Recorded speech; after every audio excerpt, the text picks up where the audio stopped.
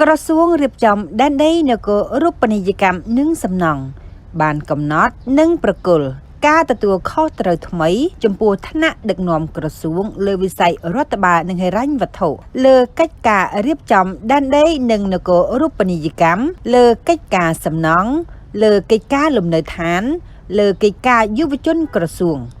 ដើម្បីអនុវត្តការចងសម្ព័ន្ធមិត្តភាពជាមួយក្រសួងគ្រឹះស្ថាន